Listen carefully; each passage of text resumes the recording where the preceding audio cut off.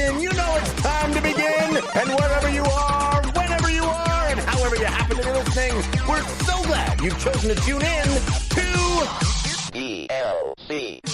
Woo! Especially if you're one of our geeks in sneaks using this podcast to power you through a workout or a run. Or, hey, maybe you're doing chores. Maybe you're walking your dog. Whatever the case, we're so glad you're joining us. DLC, of course, the show all about games in their many forms. Games played on desktops, laptops, and consoles. Also games that involve dice, luck, and cardboard. I'm your host, Jeff Canada, that's spelled with 2 N's and 1 T. And I am joined, as always, by my friend / co-host / nemesis. The guy who has no idea what it's like to get snow at the end of May. Mr. Christian Spicer. Hello, Christian. We don't talk about snow. No. Snowed at my house. Snowed at my house yesterday, the day before. Just 8 inches of snow at my house at the end of May. That's how it works in Denver. Okay. I'm not sure. I guess that checks out. You live at a place that has mountains and is cold. Checks out. Not in May. It's gonna be May.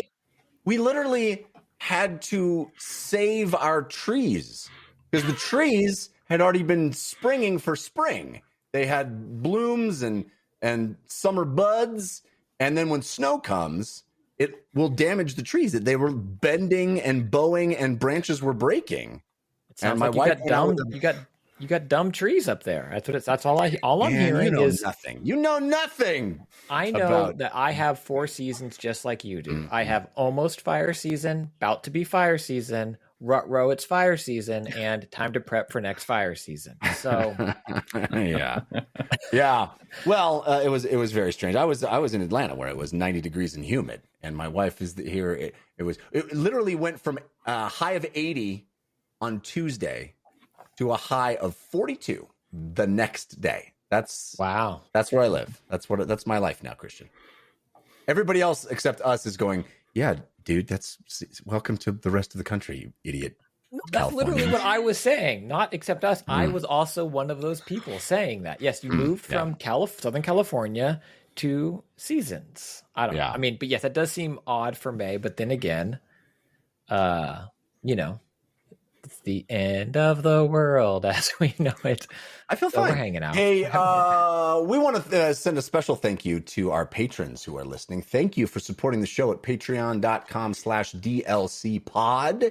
If you are one of our patrons, you are the reason this show exists. And you also get bonus cool stuff, including ad-free episodes, bonus content like an entire bonus show we call paid DLC. Lots of fun had there. We got an extra special episode, bonus content. Frequent guest Danish Syed laid down a lawyery like treatise. He fished us in. We won't spoil it if you haven't listened, patrons. But hey, if you want to become a patron, it's easy. All you got to do is go over to patreon.com/DLCpod and you can become one too.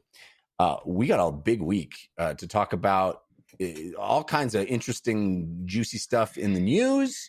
We got some cool video games to talk about that just came out.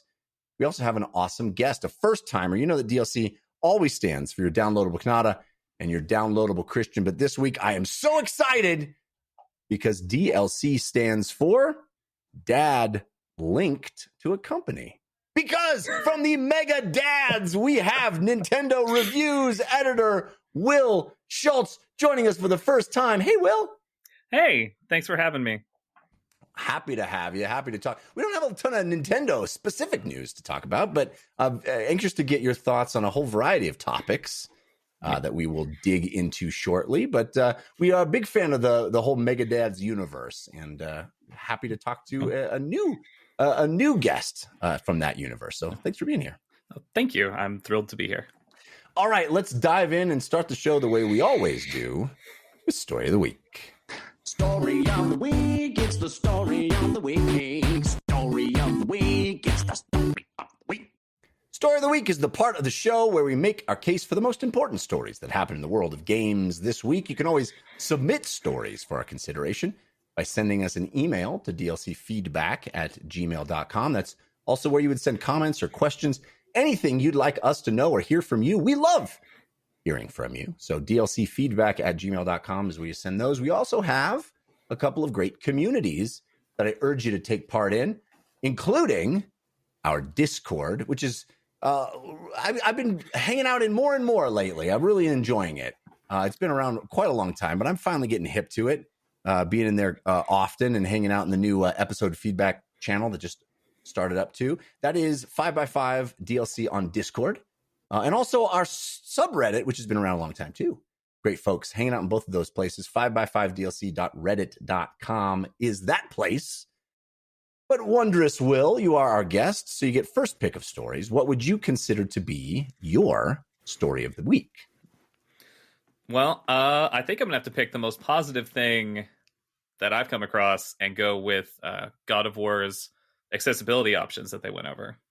Yes, well, the new God of War Ragnarok, which still slated for this year as far as we know, although, that remains an optimistic viewpoint, I think, in my opinion. But definitely interesting that they're releasing information about the game. And this is one of the first things that they've released is this really, I think, impressive suite of accessibility options for God of War Ragnarok, including stuff that I think should be just standard for all video games. Stuff like, adjustable screen type. The size of the screen type is adjustable. Tell me why you are drawn to this story, Will. Well, I guess the thing that sticks out the most to me is they're going to do more with text sizing. And that is maybe my single biggest complaint about the God of War that for PS4. I forget the year. But they added it in later, but even then you couldn't make it very large. And I mean, I had to move it's because I'm old and my eyes are failing me. I had to move like different chairs into the room to like get closer to the TV to even read it because the text in that game was just so small. Yeah. So changing both subtitles and captions as well as the menu font sizes, which, is super useful to folks that, of all stripes, I would say. This is labeled accessibility, and it is certainly helpful in that regard. But I think, it's just convenience for everyone on a certain level. And there are over 60 accessibility options that Sony Santa Monica highlighted in this blog post, including aim style, block style, persistent dot, reticle. There's blur and subtitle background colors. There are icons that you can change the size of, and then controller mapping, which is a huge benefit. I think another thing that just should be standard in all games. There's a high contrast mode that allows you to, people who have a sight impairment, allows them to pick out objects that are important in the game much better. Like I said, over 60.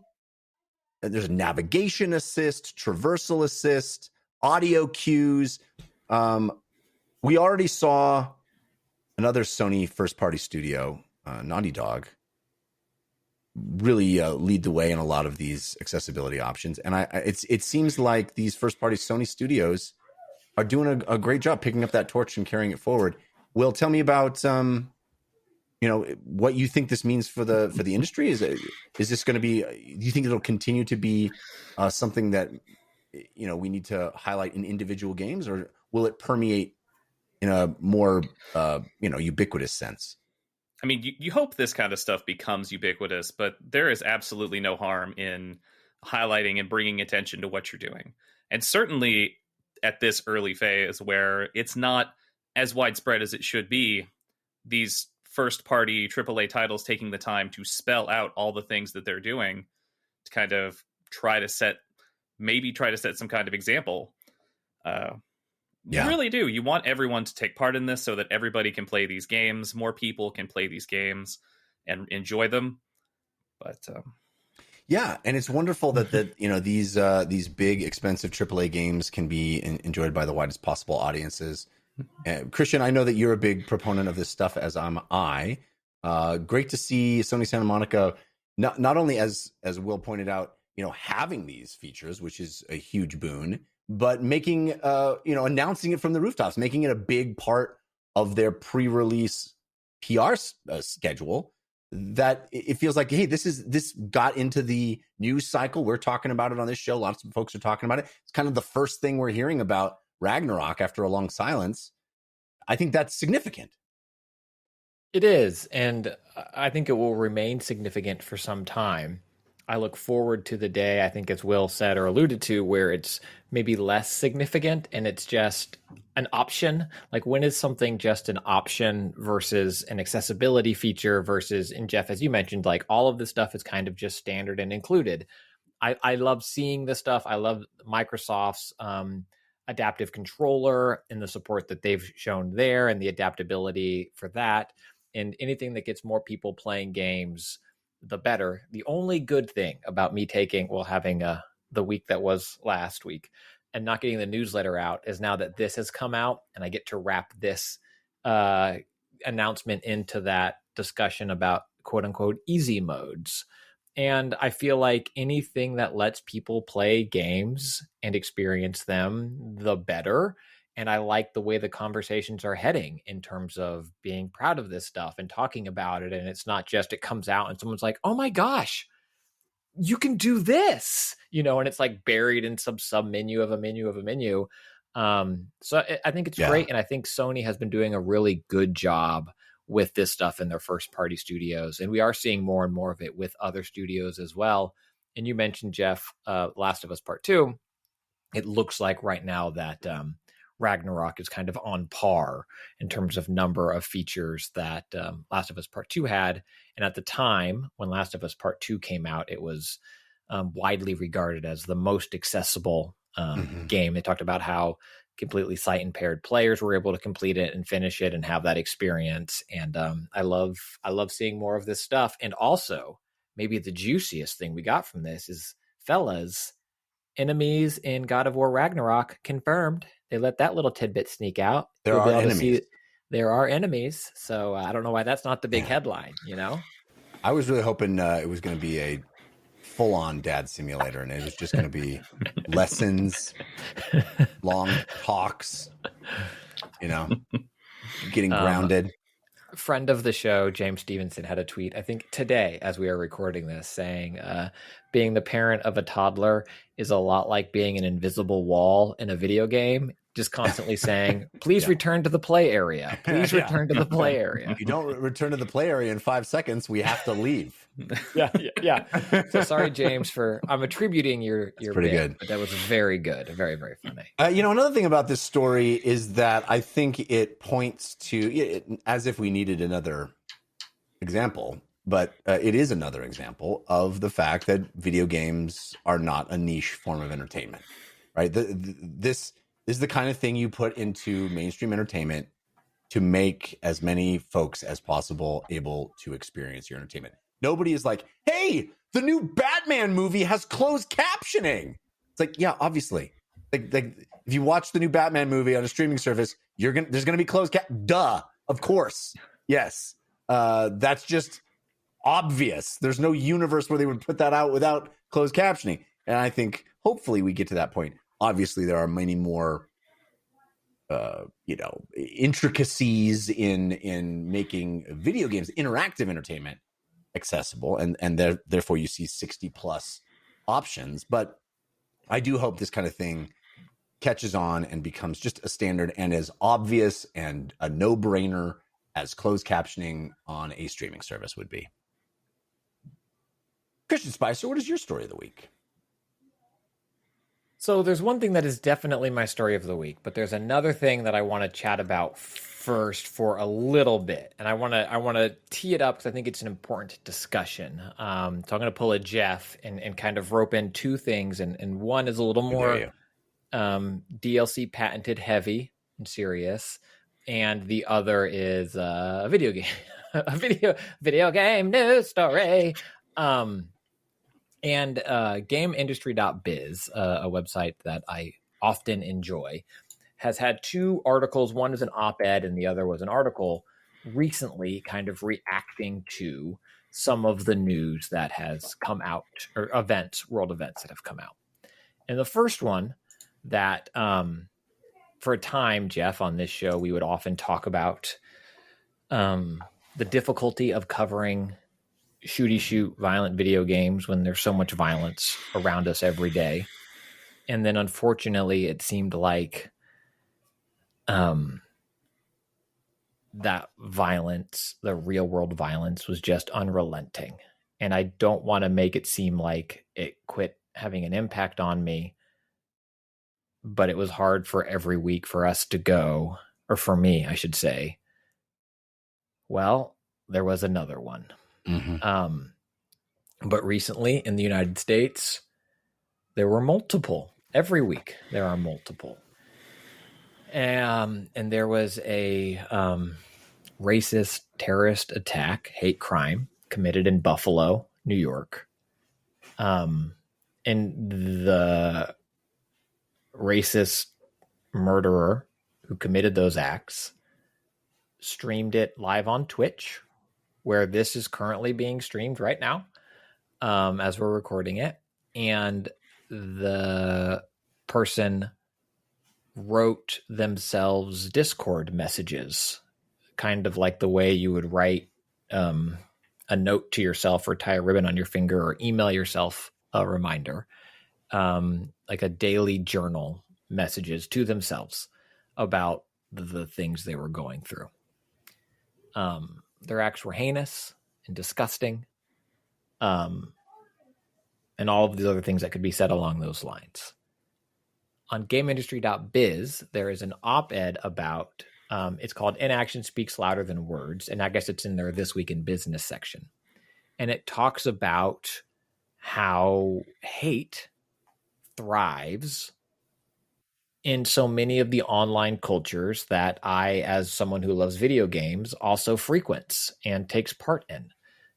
Twitch, Discord, Reddit, other parts of the internet, and how when these horrible things happen, these large places oftentimes say the right words, but time and time and time again, these things kind of are allowed to happen. And this GameIndustry.biz article kind of goes through a series of other events that are similar, and then are not listening to the people of color that work at the thing when they present something as being problematic, and kind of allowing it to potentially thrive. And there's a quote in it that I want to pull out that, as I scroll to it here, it's a common thread among these stories is that the people who run these platforms have not taken the views expressed on them seriously.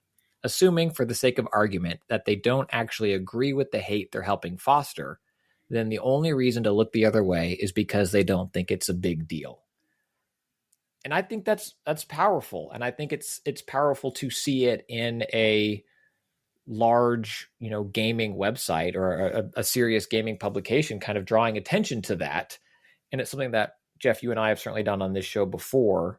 And I didn't want another week to kind of go by without drawing attention to it. I don't have the answer. I'm not going to expect Will to solve it as our guest this week. Jeff, I don't think you've figured it out. But I think as our community and folks who are engaged in this as a hobby, I think it's important to keep calling out and looking at. There was and I'll stop my monologue here in a second, I promise. Recently, the men's and women's national team, soccer teams here in the U.S., the unions and organizations got together and agreed to equal pay for both teams from at World Cup tournaments and stuff like that. And there was a quote from one of the men's representatives saying, I'm paraphrasing, but it's something along the lines of like, this is a big deal and it took far too long for this to happen, but I'm glad we finally got it done now. It's never too late to make a difference. And so here's this guy saying like, yeah, we kind of brushed this off and ignored it as not our problem for a long time. And it is, and it was, and I'm happy to be here now and help with this change. And I think for me, in whatever way I can. That's kind of where I want to land on this stuff. So Jeff, I know I kind of talked for a very long time, but I wanted to give you an opportunity to kind of talk on this also. And I think we've done a good job on this show trying to foster that positive community. But I also know that we are not, and I am not perfect. Yeah, I mean a lot there to respond to. It's a heavy topic, and it's one that saddens me greatly that this kind of repugnant stuff exists at all, and that it is so linked to this hobby that I enjoy so much. It's tough.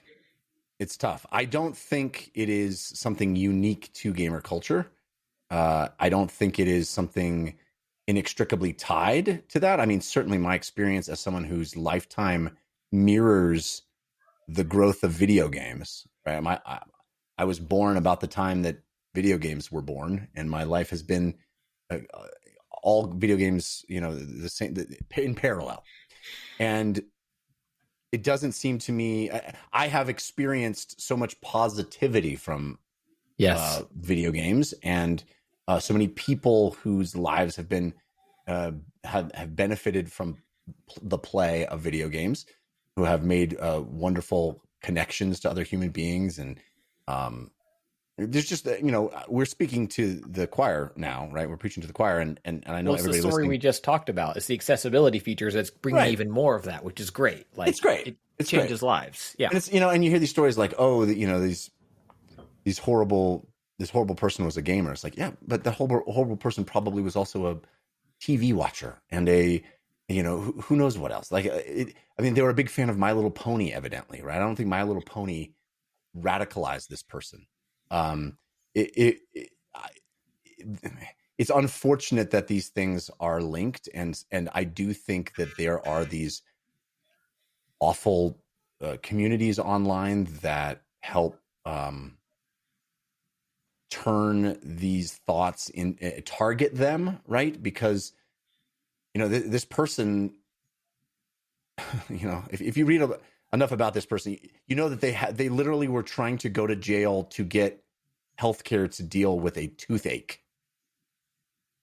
Like, there are lots of big problems here.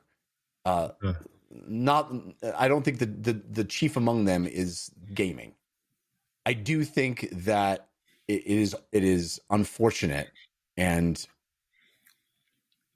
infuriating that these folks can find places to congregate online and encourage one another and stoke these perceived slights into something that results in these heinous acts. But I honestly don't agree with the sentence that you read, which is the only reason to look the other way is because they don't think it's a big deal. I don't think that's the only reason. It may be the reason, and that would be a pretty bad reason.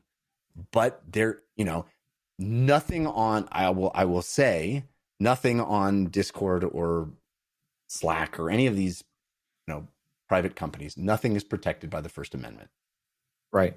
But I do think there could be another reason to not police it in a very intense way. And that is that perhaps some of the folks that run these sites feel like, as repugnant and awful as some of this speech is, that is what democracy is about speech that you don't like being possible. So, and this is a much larger topic. It's not something that I necessarily am saying that I feel. I'm just saying that I don't necessarily think, well, the only other reason is they don't care. I don't know if that's true. I do think there could be much more done to stop the radicalization and to, but again, this is a much bigger topic than a enthusiast podcast can tackle. We are not going to solve it. Will is also not going to have the answer. It's just, it keeps touching, the edges of the communities that we frequent. And I think it's true of others too. Yeah, this person maybe loved F1, like, or whatever. I don't know. Or like awful people love golf. Awful people it's not are part of my family, extended family. Yeah, it's not. It's not. One does. What's the phrase? Correlation is not causation. But Will, I feel bad tossing you in the deep end here, but do you have any thoughts that you'd like to share? I wish I knew what the answer to this kind of stuff was. I really do. It's absolutely disgusting to see this happen time and time again. And it's distressing that, I mean, as someone who is not necessarily directly involved, it's distressing to see these kinds of things get pinned to this hobby that we enjoy, that has so much good to offer potentially. And I mean, that's an insignificant problem, in context to this kind of thing, but I don't know. I wish I had more answers. I do. Yeah. I mean, we are the only, the only country in the world where this happens with this kind of regularity. And we are certainly not the only country in the world where a lot of people play video games. Right. Or have access to these platforms. I mean, I think for me, this gamesindustry.biz article is less about video games and more about these platform holders doing what they can to root out evil that exists on them. But as you mentioned, that the Onion headline that they post several times a week, it seems like, only country in the world where this happens can't think of how not to make this happen or whatever it is. Other countries have access to these online tools as well, and it does not happen with the frequency in which it happens here. And it's a bummer, but I will I felt not obligated. I wanted to bring that up on this show. I love this show and I love our audience, and I encourage people to go read the article on gamesindustry.biz in general. And we'll talk more about some other stuff that I've been reading in terms of this game space and positive, I think, changes and some less positive changes, things that are occurring in it later, maybe next week or so.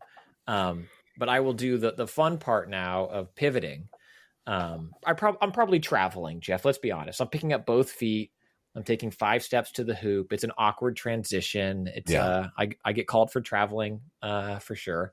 But I think the biggest story of this week in terms of video games, strictly enthusiast press video games, is this reporting that's come out that one of the largest video game publishers in existence is looking to maybe get out or merge or sell or get some of that sweet moolah. Get some of them billions at a parent. I will say this. I took my dog on a walk and she pooped and I picked it up, and with the poop, I picked up 10 billion. There was just $10 billion dollars on the ground.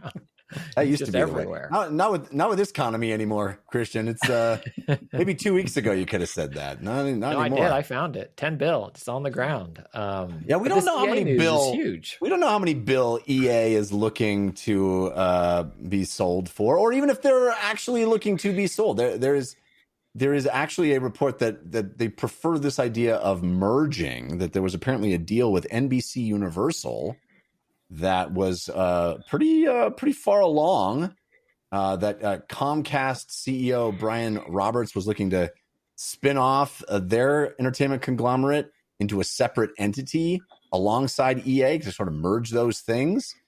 What would that be called? EA Cast? Comcast or something? Electronic Cast? Artscom? I don't know. I'm sure the chat will have a much better idea. But this evidently fell apart over price. Not enough bees in that Ilion, I guess. But that EA is still shopping themselves around, saying, "Hey, we like all the Activision Blizzard action. Well, we can do that." This kind of, I think this kind of story to me ruins that fun surprise when it gets announced and we're like, what, EA 2? Whoa, now it's like, oh, now we knew it was happening. So this is kind of a spoiler story as far as I'm concerned. But Will, do you have any feelings about a possibility of EA getting out the game or changing things up? What do you think? Man,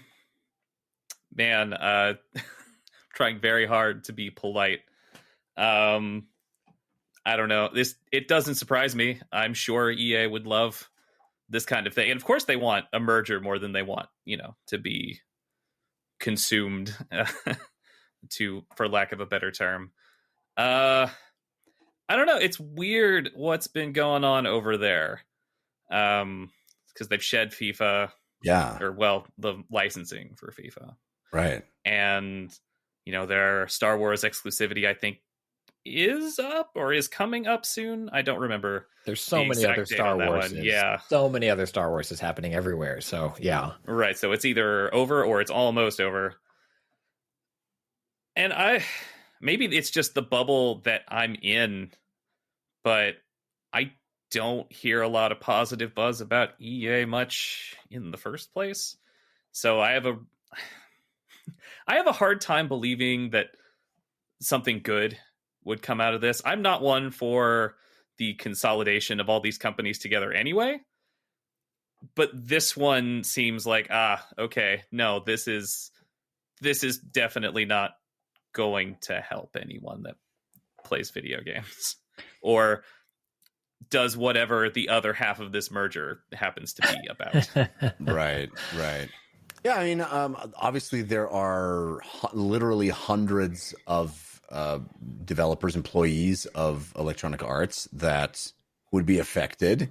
Right. And one could imagine a universe where those folks are in a better situation. I don't know if that would be the result of a possible sale like this or a merger. But, as resident Pollyanna here on DLC, I'd like to imagine that this would result in some positive movement for those folks or some realization of better possibilities or better games, wider slate of games. It does seem like EA alongside Activision have narrowed their focus onto just a few key franchises: Battlefield, sports games, Star Wars. I don't know the plural of Star Wars. Star Wars is. So maybe there's a universe where, hey, all that old EA IP, in the same way that when Microsoft got Activision, you saw those stories about hand rubbing together, like, look at all this back catalog IP we can mine.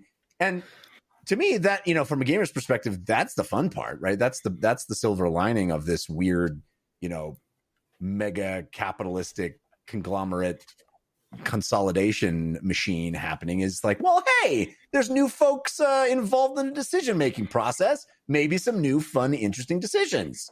And so I guess that would be my hope for something like this, but it does seem weird that this story is leaking and they're like, somebody buy us, just somebody with some billions, just who's got the most billions, so I'm going to hold off any kind of real speculation until we see something actually happen.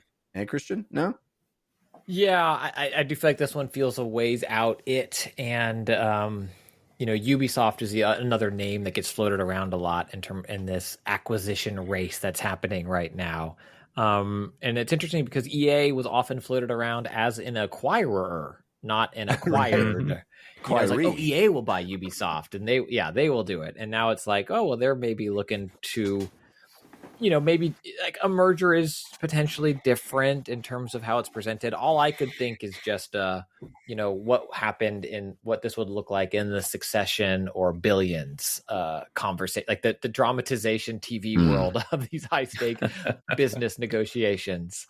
And I was trying to think about EA's back catalog, and there's some good stuff, but a lot of it is very back, right? A lot of their current catalog is license dependent, and I'm curious how a post FIFA licensed EA soccer game does. the EA soccer game certainly has been very profitable for them with their Ultimate Team, and that kind of is where it started and then spread to their other sports franchises. So I'm curious what they see their value as in terms of, tech with, I guess, Frostbite and stuff like that. And then, well, I think they see their value as higher than anybody has been willing to tell them so far, which is why this hasn't happened yet. Yes, their IP, and then also the developers on, the staff on payroll. It seems like it'd be, again, I think I did this on paid DLC, to quote Qui-Gon Jinn or Obi-Wan. I forget who says it in episode 1. There's always a bigger fish. I think it was Qui-Gon who says it. Qui-Gon.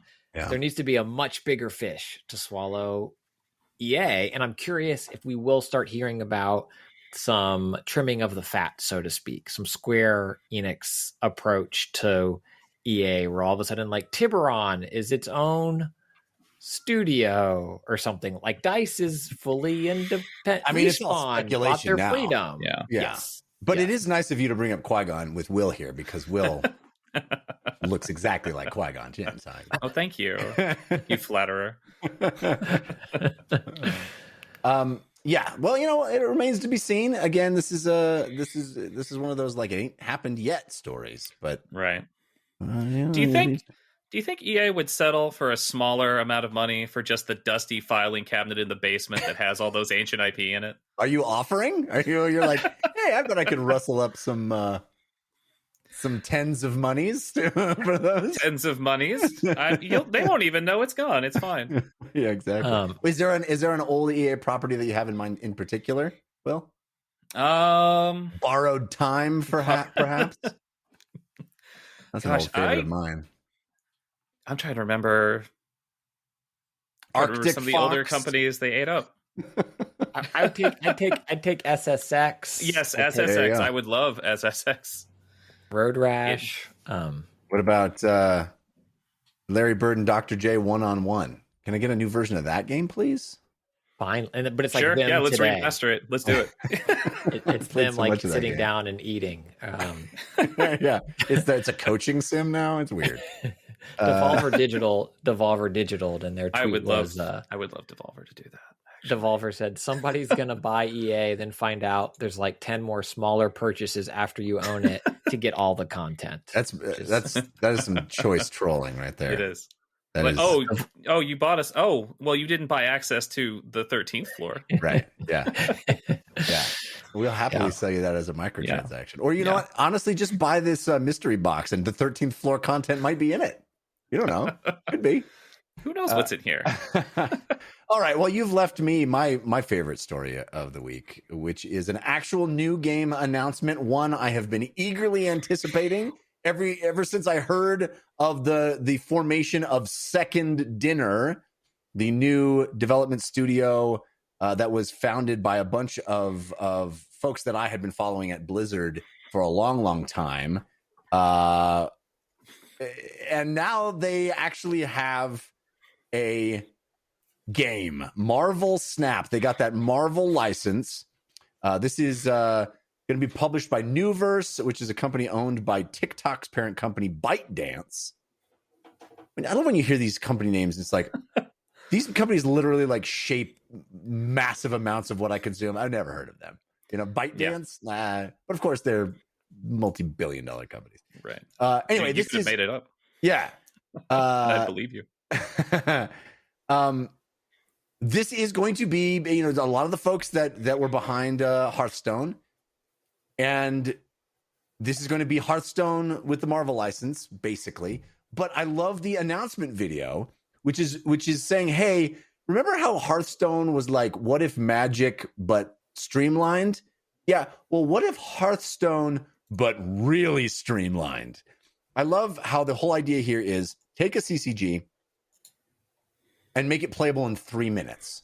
Make matches, head-to-head matches with a CCG playable in 3 minutes. And let's make deck building streamlined down to 12 cards in your deck. Boom. That's it.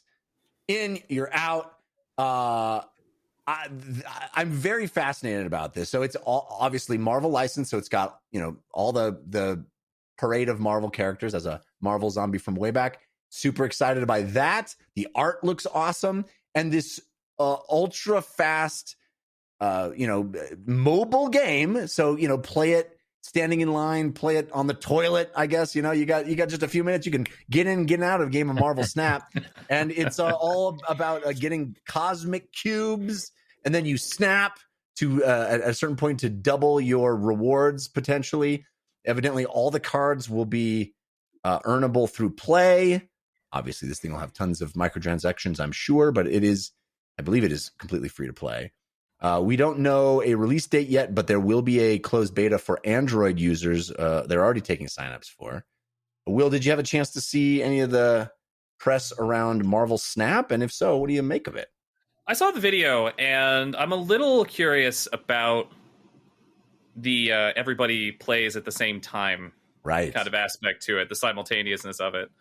And I'm not sure how I feel about that. I mean, I guess it's free. I can try it, see if I like that idea.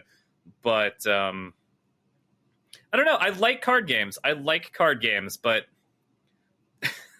I have that little bit of hesitancy with everybody going all at once. Is it going to be... I guess you build a small deck, you're supposed to just know your deck inside and out. Like, I don't know.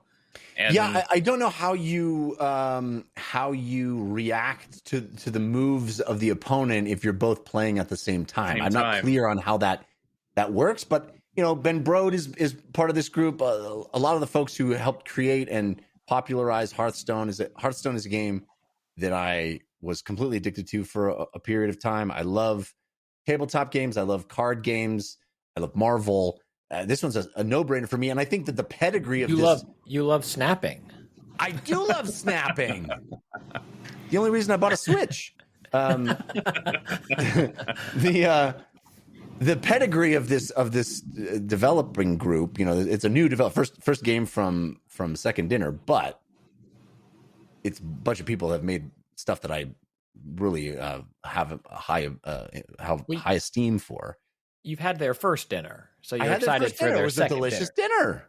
It was a delicious dinner. It was a Hearthstone. It was as a first dinner. It's a pretty good dinner, and this is their second dinner. If these folks are coming out and saying, "Hey, we figured out a way to do a trading card game where you play at the same time," I'm going to be like, "I believe you.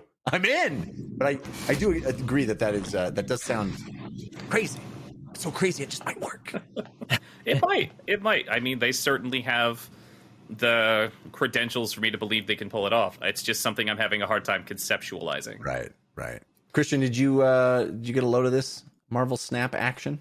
Yeah, I mean, the art is what drew me in, right? Like, that's the staying power. Hearthstone had me for a teensy bit, and then a lot of CCGs I suffer from analysis paralysis and like get lost in the meta, and I'm like, this is the one I'm gonna figure out, and I dive in really deep for a couple of weeks, and then I'm like, I went too deep, never again. I cannot play anymore. But this feels like this is exactly addressing that problem in the sense that that's what I was saying. Building fewer cards to worry about. It just feels like all of the baggage of that stuff just feels like they're trying to strip away. Yeah, I'm interested, right? My interest is peaked. I'm very curious because I feel like the other side of that, the bigger deck and this, that, and the other comes the depth, and a lot of the fun for folks is figuring those things out. But the art looks great. I love Marvel, so I'm definitely going to keep an eye out for this. I'm just ready for the next game that really cracks the code and makes it like a 15-second CCG, and you just open your pack and don't get the card you want. And that's it. That's the end of it. You're just like, Yeah, I was going to tell you, I invented a card game. You have already played it, and you did great. So just feel good about how well you did. Yeah, it's a game that the matches are so fast they already happened. Maybe that's how this works. You play at the same time, and then it just tells both of you that you win. It's like, Will, you won. Jeff, you won. And you're both like, yes. And then you want to play again. Everybody feels good. Nobody did anything. Yeah. You play at the same time because there's no interactivity. You win. You want to buy a new card pack? I guess so. I just dominated that last game. I'm doing so great. Do I even need one? Yes, you do. Oh, okay. You click no, you start losing. Anyway, I'm excited for Marvel Snap. I hope we hear more about it. I don't have any Android devices, or I'd be signing up for that beta but I'm a dumb iOS guy. Oh well. All right. Well, let's get into a discussion of some of the games that we have been playing. Ooh, what you playing this week? Tell us. Ooh, what you playing this week? Tell us on the playlist. All right, it is time to talk about the games that we have been playing. And Will, you're up first. What is on your playlist this week? I've spent the past couple of days playing the early access version of Little Witch in the Woods on Game Pass. It's one I'd heard of, and I knew a little bit about going in. Saw it was on early access, and I decided to dive in and give it a shot. And what do you think of it? And so far, I think this is probably going to be pretty good. This is sort of a Zelda-like. It looks like top down. You're in a cutesy world, doing cool stuff as a little witch. I'd say probably a little more Stardew Valley than it is Zelda. Okay. I haven't encountered any combat as of yet. Oh, great. So may not be there at all. Who knows? You are a little, you're a little witch. You got off a train. Your train stopped because there was something on the tracks. You got off. They let you wander into the woods, and they left without you. So now you live in an abandoned witch house, and you try to make a living for yourself until the train comes back.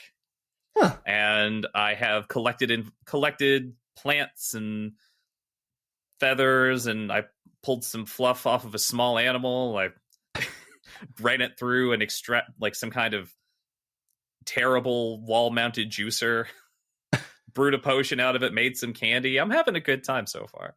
The first thing you do, my understanding, the first thing you do when you miss your train is you defluff some animals in the woods. You want to get that as much animal fluff as possible. This is what I learned in Scouts. Now, first I found a really cool bird, and then I started to pull the fluff off small animals. Oh, okay. Well, yeah, you're one step ahead of the game. I guess so. So you said this is kind of a Stardew Valley-like. Is there something that separates it other than its kind of witch angle? I guess. I mean, there's no farming of any description. I just kind of used that as like a non-violent kind of example. Like, though I guess in Stardew you do fight in the mines, but that's certainly not what the focus is here. So far it just seems to be I'm just recording things in my little journal, finding recipes. I found a small fox child stuck in a spider web, and I got him out. And he's pretty nice, I guess. You mean like a baby fox, not like some boy fox hybrid. More fox than boy, but he was all right. He had his little outfit on. Okay. So it was a no. All right. He was a little fox boy. I gave him a little candy, and his leg felt better, and he was like, "Oh, thank you." This does sound like riveting entertainment. I'm trying to find I mean, is it just sort of like a Zen, relaxing kind of experience, or do you feel so are you far drawn into the world and like what's around the next corner, or what's keeping you playing? It is definitely kind of one of those Zen, relaxing experiences, but I'm still early enough in that I do kind of want to know what's next, what's through this next area. What's behind these giant spiky vines that I haven't found a way to deal with yet. Yeah. I just kind of like this kind of thing. Yeah, that's kind of the joy of Stardew Valley for me was, I'm not a huge fan of let's just make an awesome farm. I mean, there's some fun to that. But to me, Stardew Valley, took off when it was like, oh, there's people around here and they all have little stories and there's like a world that I can discover. Yes. And, oh, there's a locked door that they won't let me in and I have to make nice with them in order for them to unlock that door. That was what drew me into the Stardew Valley experience. There is a village and there are going to be some stories with the people in there. I haven't really got that far yet, but I'm just spending way too long drawing little pictures of birds in my little journal. I love it. I'm curious about these boy fox hybrids a little more than the birds, but I love it.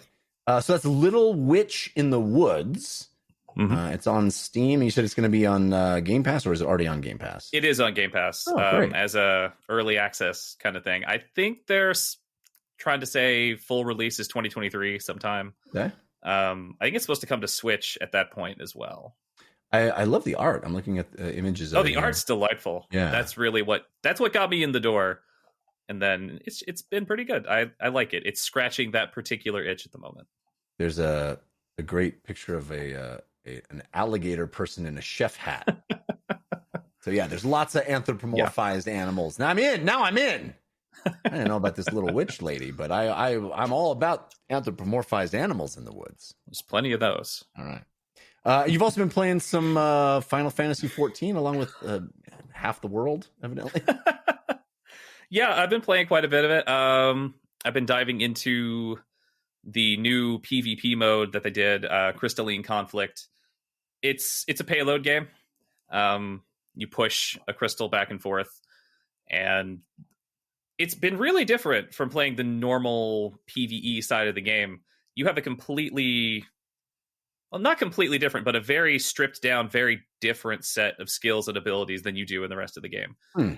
Like when doing normal story dungeon PvE stuff, I've got, I don't know, like 32 odd buttons to push in certain configurations. Yeah, wow. This has me down to 10. Some of them just change to other things, but that's basically it's the very inverse. stripped down. The inverse of PvP in WoW, where I feel like I'm only using about 10 in PvE, and in PvP, like I bought a new mouse. I was trying to find it. Like I need more buttons. I don't have enough fingers. Yeah, I guess it is just kind of like the opposite there. I've got some skills in there that just don't exist in the PvE stuff anymore, or never did. I'm still kind of on the learning curve for it, but it's a very different way to play the game, and I'm kind of enjoying it so far. That's awesome. Is this the first time that Final Fantasy 14 has had PvP? No, this is the third different PvP mode that they've had. I think it's the first one that a lot of people seem to be enjoying. This one seems to have a better reception than the last two did. Yeah. The attempt before this one, I think it was almost kind of MOBA inspired, and it did okay. Enough people played it for a couple of months. I don't think it's got the numbers anymore, but a lot of people seem to like this one, and I think I do too. I mean, all right. I haven't hit a wall where I've lost like 6 matches in a row yet or anything, but right. I'll get there. So many people tell me that the reason that they've been hooked on Final Fantasy 14 is because of the storytelling. Much harder to do storytelling in PvP, though. Is it more you're just trying to gear out? You getting cool gear out of the PvP experience, or is there a layer of storytelling there? No, there's no storytelling to the PvP. There are some cosmetic rewards that you can earn, titles, things like that. It's just some quick little thing to do. The matches don't take very long either, while I wait for the next story patch to come out. All right. The story is absolutely what keeps me in the game most, but this is certainly a fun side activity to take part in. Very cool. Well, that's Final Fantasy 14's new PvP mode. What's it called? Crystalline Conflict. Crystalline Conflict. Very cool. A Christian, I know you've been playing some new games, including one that isn't quite out yet. I'm very excited to hear about. Oh, sure. We can start with that. I have been, I got in through, PR press avenues, Warner Brothers, in playing Multiversus. I always want to add like 8 extra S's in there, which I talked about when this game was announced. Fantastic name. Just fantastic. The play on verses and multiverse. It's really well done. And it is the new platform brawler. You might also think of it as Smash Bros. Or Nickelodeon, whatever, something fighters, whatever that one was called. Sony All-Stars. Yep, Sony All-Stars. And this is Warner Brothers IP mixed together, and they, I think, looked around and realized, hey, we have a lot of great IP, and we can mash them together, and what's a great game to do that? And this platform fighter is a fantastic way to do that. There's certainly been success with it in the past, and this game is also free to play, and going the Fortnite / now Rocket League / soon to be Fall Guys approach of here's the game, we got a battle pass, all that stuff that goes along with it. and they're bringing it to the fighter genre. And if you haven't seen the key art for it or any of the character art for it yet, in my opinion, it is phenomenal. Like, they knocked it out of the park. Much like Disney Infinity, I thought did a really great job of bringing all of those Disney characters together into one game across genres. Star Wars, our cartoon character only, and like Fortnite now, RoboCop and Fortnite just looks incredible, and an Alien, and all these different characters from all these different universes coming together. And Multiversus does that as well, where the art of Shaggy next to Batman doesn't look odd. I've seen that before in the opening of every Scooby-Doo cartoon. That's true. That is true. Been there, done that. But I feel like it's very sharp. It Are looks the Harlem really, really Globetrotters there, Christian? Because that's what I need to see. Eventually, yes. It's a free-to-play game with Battle Pass. So yes, Jeff, I can confirm. Free-to-play game staple, the Harlem Globetrotters. The Harlem Seen in Fortnite and Rocket League. Coming to Fall Guys. Will. Based on their record, I'd take them every time. Undefeated. They play Marvel Snap. They always win. What's that great line from Dirty Jobs when he's like, "You bet on the Washington Generals?" He's like, "They were due." They were. Yeah. But it's. I've played a good number of matches, and it is very fun. It has great, that rollback net code. The play has been stable. It is still in, I think it goes public wide beta later, but I've played with just kind of the press folk.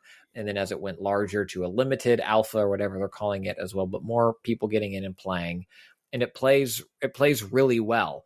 One of the big changes that Multiversus brings to this platform fighter genre is a focus on 2v2 collaborative play. And so, for example, Wonder Woman has one of her special moves is she creates a shield. And if you were playing the 2v2 mode and, Will, you and I are on a team together and you're Shaggy and you're next to me when I engage my shield, you will also get a shield buff. Or I can lasso you to pull you back, because as that Smash Brothers genre style game, it's ring outs, right? You're trying to knock people off the platform. And as their health goes up, or the hits go up, the percentage of hit go up on characters, the easier it is to knock them off the platform.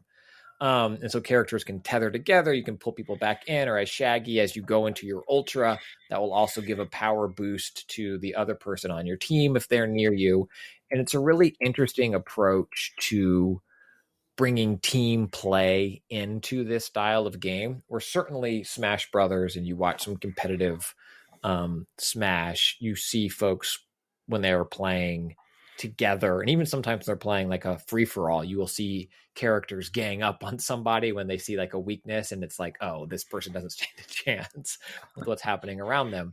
But Multiversus making that a feature, not a bug, not something random that happens, or opportunistic players look for that. It really encourages that style of play in that mode, is really cool, and I think fresh and interesting for the genre.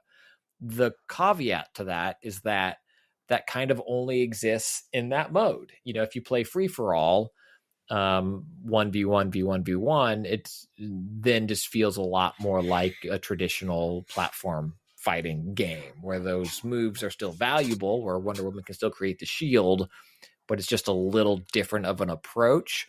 So I'm curious to see, as people start playing this more and more and the meta gets figured out in a bigger scale, how valuable are some of those moves that aren't necessarily, that maybe work better in that 2v2 setting. And so maybe if you're playing 2v2, Superman's the tank you want, but if you're going free for all, you're going to play Harley Quinn because she's better, kind of out there going it alone. The other thing that's great about this game is that it has original voice actors returning to the roles. Oh, that's cool. Good. Characters and love, voicing Batman, Harley, Shaggy, Arya Stark. It's the actors, it's them people, and it's awesome. Casey Kasem? Casey Kasem. He plays Shaggy now, didn't he? No, but it's the new Shaggy. It's what's his name? Scream guy.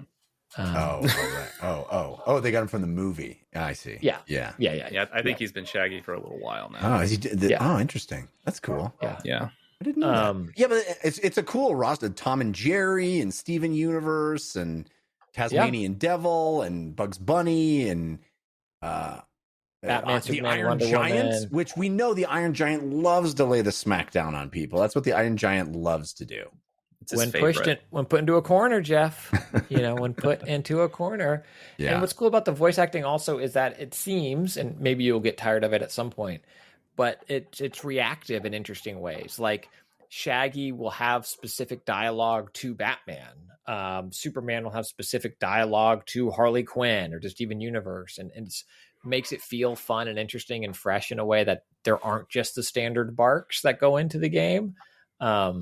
Which is really fun and interesting. I think I am very curious to see how this game does long term, because I think what makes games like Fortnite and even Apex and some of those battle royale games, PUBG, etc., is that there's the moments between the combat that can keep you engaged. Like Fortnite's probably the best at that, where you can, all the missions, in my opinion, the missions you're doing can be independent of trying to get a victory royale, right? It's like visit these locations, talk to these NPCs. There's so much else to do.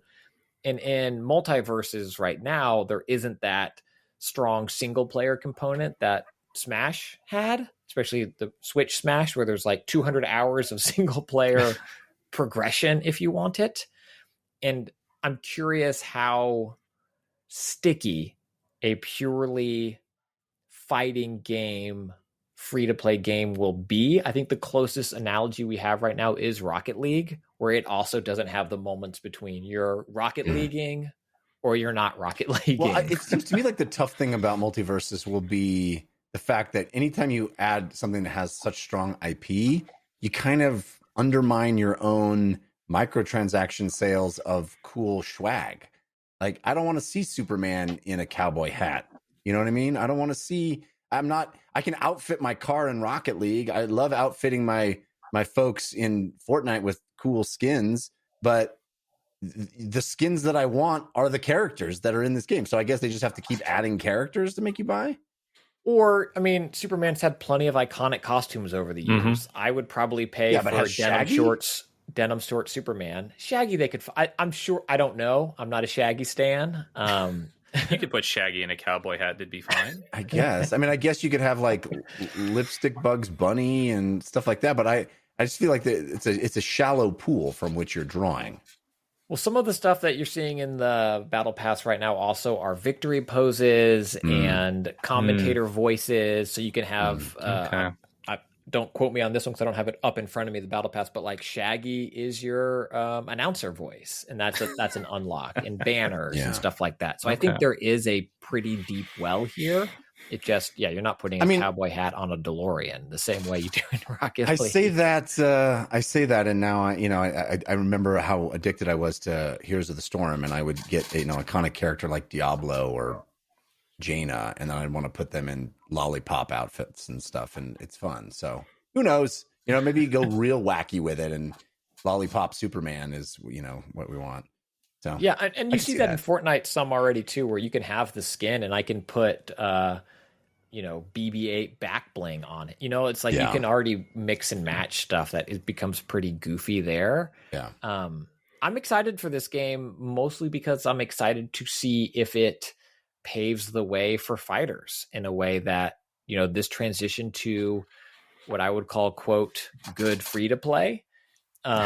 Is this the path forward for fighting games now versus a $60 game plus character packs, this, that, and the other? I think if this proves that it has legs, I think you might see others follow suit. This game's going to have character packs. Yeah. I mean, there's only one Game of Thrones character so far. That's going to change. It's free to play. It's not $60, and then 4 months later, the Ultimate Edition comes out with the character. It's like, you can buy that character if you want. I think for me, it will be how the meta changes.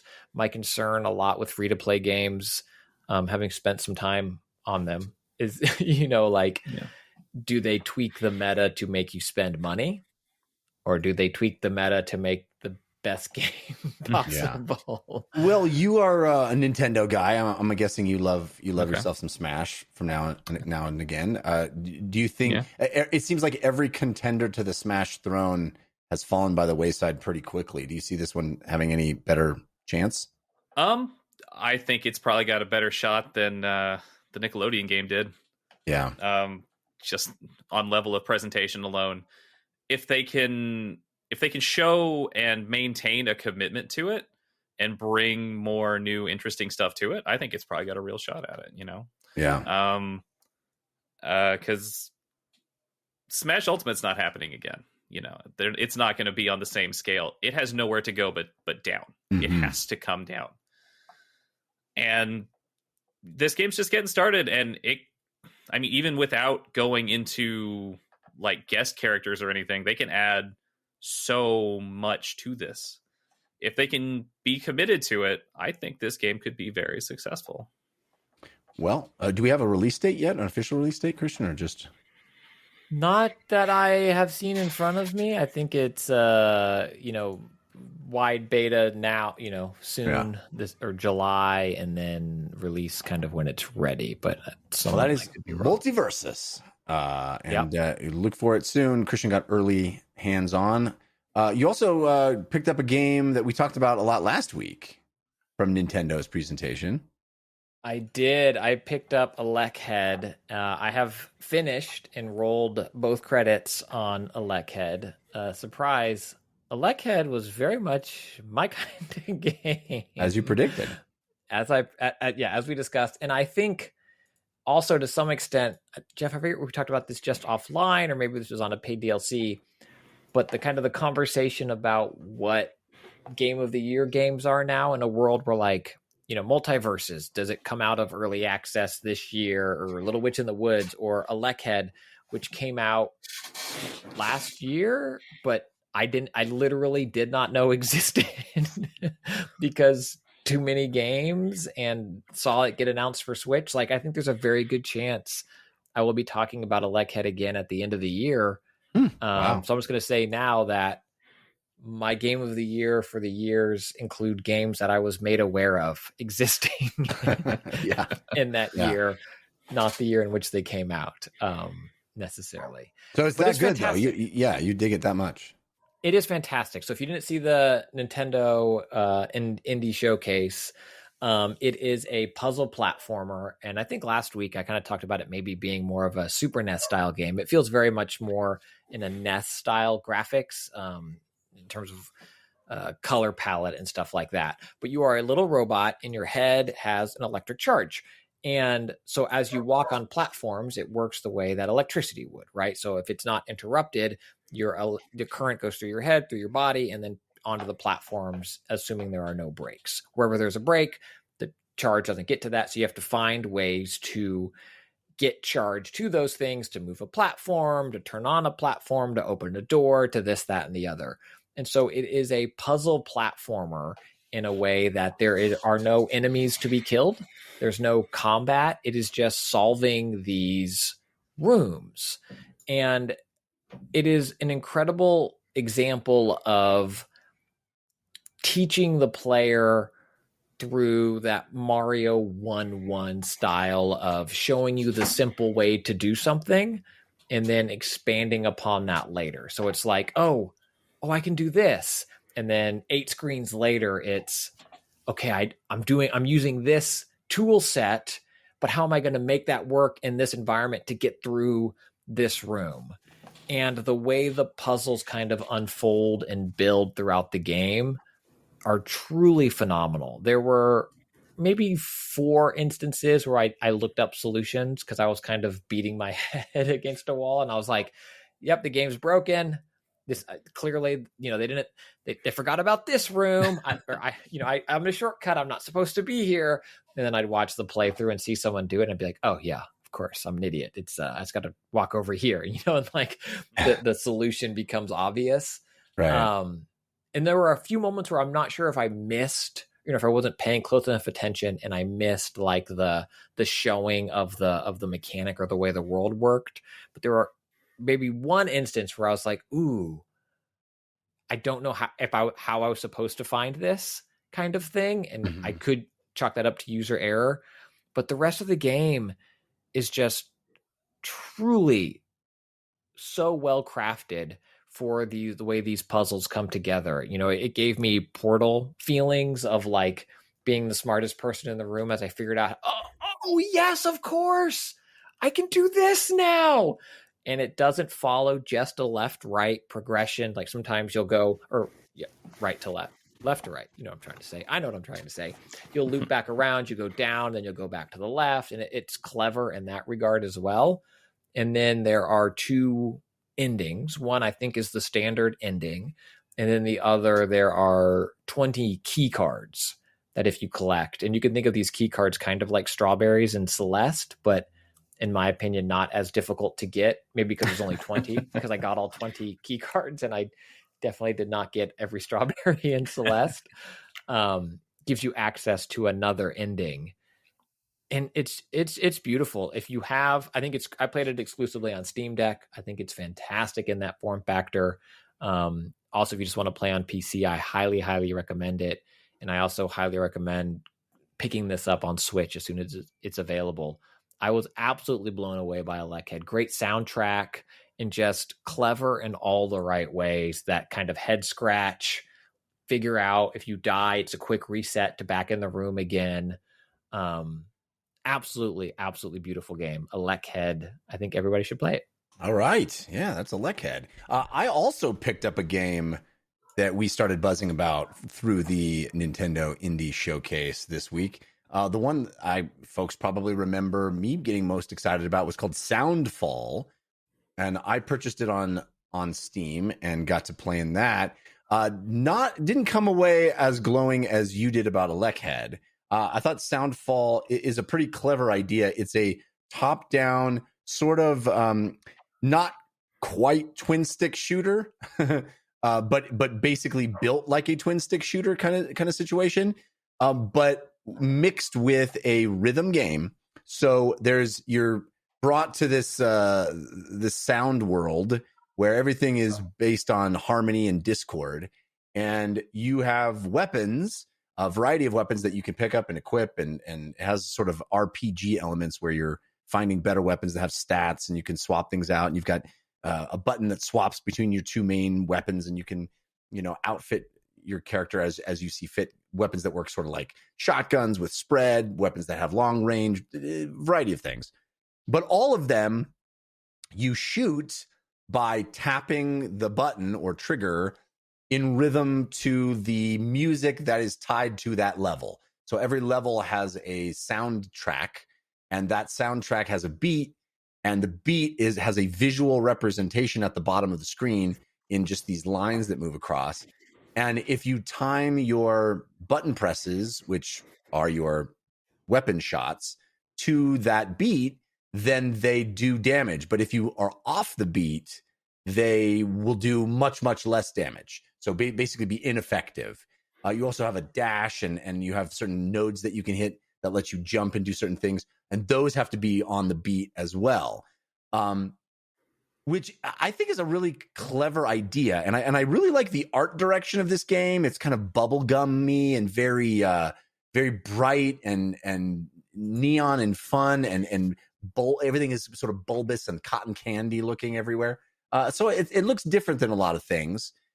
And there's kind of a joy to it. It's got this, music is wonderful thing, but at a certain point, it just doesn't ever really progress that main idea very far. And I think it could have been much more interesting if the weapons themselves change up how you have to interact with the beat, or if just there was like 2 or 3 more layers of progressing this idea. I mean, you can unlock other characters that behave a little bit differently, and there's weapons that behave a little differently, but ultimately, basically, the game works in the same way right from the start as far as I got with it, which was, a few hours in. And I just wanted it to be a little bit more than it was. And ultimately, it was just me like shooting when I didn't need to shoot just to stay on the beat, you know, and then just pointing at the bad guys as I press the button over and over. I'm pressing the button, and now there's a bad guy in my way, and now there's not, and it doesn't matter because I'm pressing the button. You know, it's like the best rhythm games have you really interacting with the rhythm, have you actually, you know, being part of the song in some fundamental way. And this one, it just didn't feel like it captured that as effectively as I would have liked. But it's a really cool, I think, first attempt at this idea of mixing these two disparate genres. And I hope someone picks up this notion and develops it a little bit more, or maybe even a sequel to this, it might do so, because it's got really a kernel of something really great. I just didn't think it ever manifested fully into being something truly addictive or you know, unique to me. I heard also that, like, I guess the enemies don't move or shoot to the beat, which is a little kind of not game breaking, but like brain breaking, where it's like, well, why aren't they on the thing that I'm on the thing? And I didn't really feel that too much. I mean, they are like elements of discord anyway. Like, that's the whole concept, is that they're bringing discord to this harmonious symphony that's always happening. So the fact that they're not part of that rhythm makes sense. It's not like things are moving to the beat and then they just, it's not that. They're just, you know, it's a regular shooter. It's not Crypt of the Necrodancer. It's not Crypt of the Necrodancer, which is the perfect expression of this concept, but it's not exactly this concept. But yeah, right. Crypt of the Necrodancer kind of did all of this better and first. But this is trying to do it more like in real time and in as a more fluid kind of, you know, twin stick shooter elements. And I think there's something to this. It's just not. Yeah, I didn't find it in Soundfall. It's just keeping the beat. Yeah, and pointing and facing the right direction. Facing the right direction. Yeah. And it could have been cooler. Yeah. The other game I've been playing this week is a new game that's been getting tons of buzz. It's called V Rising. It is in early access, so let's take that with a grain of salt. This is not a fully released game yet. V Rising has been described by many as Valheim isometric with vampires. And that's basically what it is. If you like Valheim, I think you're probably going to like V Rising, especially if you, as I do, prefer the isometric perspective in games. And this game is much more beautiful than Valheim. Valheim, I always was a little turned off by its visuals. It's a little, intentionally primitive looking, but it didn't really click with me.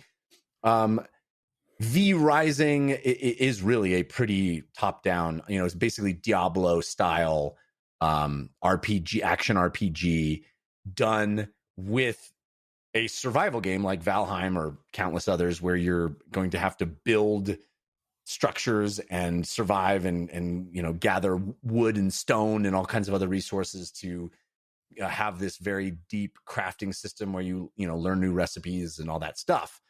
And the layer on top of that is that you're a vampire, which means you are awesome right from the beginning, right? You get to do awesome vampire stuff right from the start. You have this cool ranged attack. You have this awesome almost sort of teleporty dash maneuver right at the start, and you also are sensitive to sunlight right at the start. And this game has a full day-night cycle, which means in most survival games, nighttime is the scary time, and this game it's the opposite, right? Nighttime is when you're like, I'm awesome, nothing can touch me, I can just mow down anything in my path. But daylight is like, what? I can't touch the sun. So the game, I think, smartly uses a lot of that to its advantage, in the sense that some of the early bosses that I've gotten to, I haven't played a ton of this, but one of the early bosses you get to is the boss itself isn't tricky, but the boss is only available during daylight hours. And so like getting into its lair, you have to figure out how to move through the sunlight and not die, not fry to death as a vampire. Which is really clever. I think it's a very clever twist on making a high, a boss level enemy more dangerous. And the other thing that I've this is a whole could be like a paid DLC bonus show discussion, Christian, is that I can't think of a single game where I've loved cooking. Like cooking, I mean, I guess like Cooking Mama, or like where that's the whole game is I enjoy that. But like where any survival game where you have to cook, or even in Horizon Forbidden West, there's like a whole cooking thing. I have just completely ignored it. I almost always ignore cooking. Even Breath of the Wild, all the cooking I felt so tedious. I don't like cooking in games. I like cooking in real life, but I've never found cooking in big open world. In games, you have to go get the materials. They're not shipped to you right at your door. The exact ingredients and the amounts that you need. Yeah. I have to find recipes in these games. They don't just give me a cool... But here's V Rising that says, cooking is lame. You know what's better than that? Feeding on the corpses of your enemies. So basically, like all the stuff that you accomplish in other games by doing cool recipes, and in Valheim, or I think there's cooking in Valheim, isn't there? I think there's cooking. There's cooking in lots of these games. Yes, there's creating a kettle, and what Valheim I think is great is that it only makes you better. It doesn't hurt you. It's like buffs, you're not worse without. If that makes sense. But yes, there's a lot of stovetop time. Stovetop time. All of that stuff that other games use cooking for, this game uses sucking the blood out of the enemies that you've almost completely killed, which is what I think objectively cooler. That's a cooler way to do it when you're like, oh, it's their blood type. Ooh, that gives me a fun bonus. It's cooler. But the other thing that I just have never fallen in love with in a game ever, to my knowledge, I guess The Sims might be the only close exception. Maybe, I don't know. Which is now owned by Comcast. No, just kidding. Right? Yeah. I'm not a fan of building stuff. I'm not a fan of you unlocked walls. Oh, sweet walls. Where Your shall I game put last them? week was all about building stuff with tiles. No. Very, very different. Very, very different. That's not building stuff. That's creating this little diorama city that's alive and doing things. I'm talking about you unlocked floor, you unlocked wall, you unlocked couch. You have to engage with that though. What?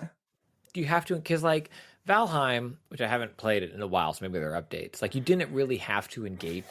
I would see like this actual Scottish castle remade, and I'm like, oh my gosh! But I just had the gnarliest hut that had the shed, the stove, and the storage box I needed. And that's exactly what I do too. And it's as utilitarian as it could possibly be. Like, what's the minimum I need to do to be able to go and play the other part of this game? Which that is why I like when games go, click here and it makes the cool thing, and click here and it makes the cool thing, not make a wall and then connect it to a floor. And then it's going to look janky unless you spend a lot of time making this look cool. I've just never gotten into that. Will, are you into that kind of Fallout 4 had that? There's countless games that have that. No, no, I'll usually try. I'll give it a good shot, and then I'll get frustrated and be like, you know what? I don't even have to do this. I'm going to go sleep in a hole, and it's going to be fine. I'll sleep in a hole. I'll go sleep in this hole. This is my hole. You stay away from it. Yeah. This is where I sleep, and then I'm going to go do my business. I don't care that other settlement needs help. If you're going to make me engage with, I think when I played Fallout 4, the most, which is the most I've done any of these sorts of specific building things, I did it to get a trophy on PlayStation. And I'm pretty sure I just filled several sheds with mattresses. Which, let's be honest, is how I live right now anyway. But yeah, no, what I like, Christian, is I like the Civilization version, or, countless games like Civilization, where it's like, cathedral, boom. And then it shows you the scaffolding building, and then later it's like cathedral, and it's like, that's what I want.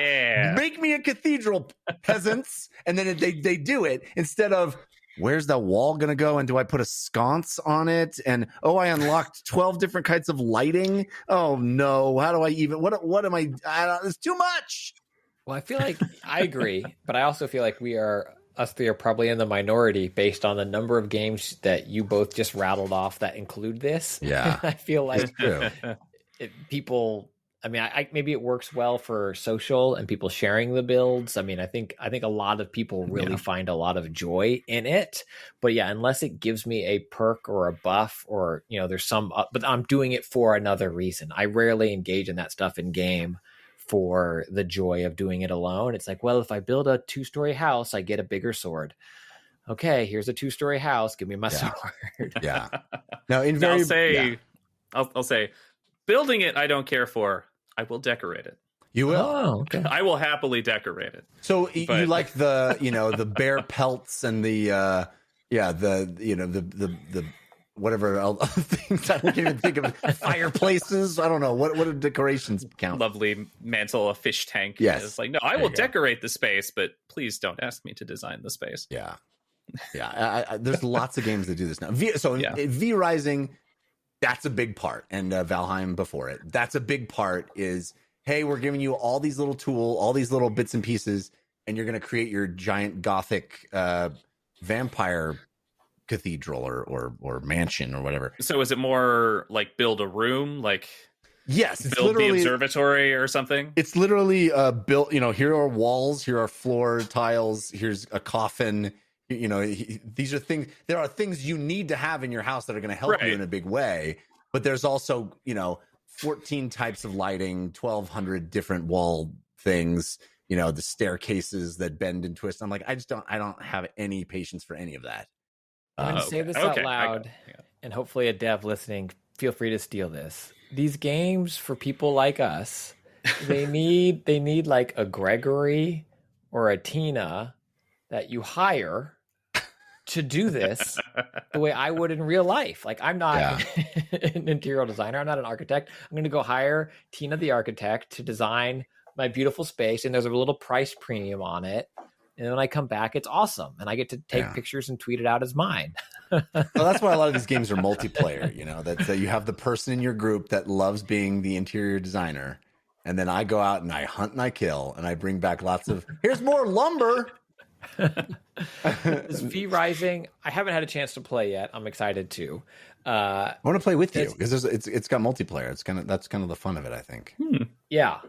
Does it have is it a survival game that has kind of a through line where, like, Valheim had, again, I haven't played in a while, so I'm sure that it's changed, but there were like bosses that you go and kill and do this to do that, versus Rust, or some of those style, or even Conan to some extent was just like, be here.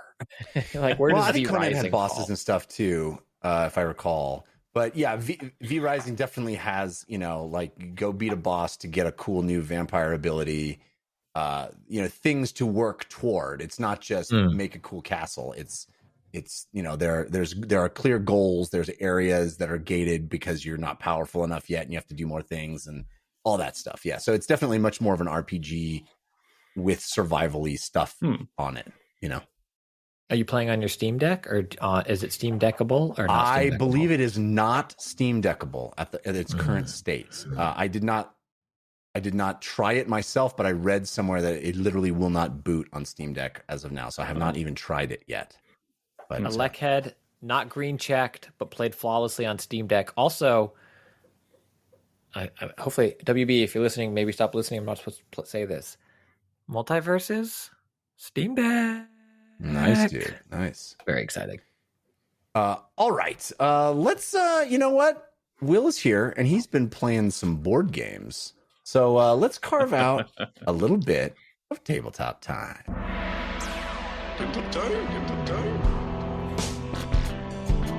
Right now.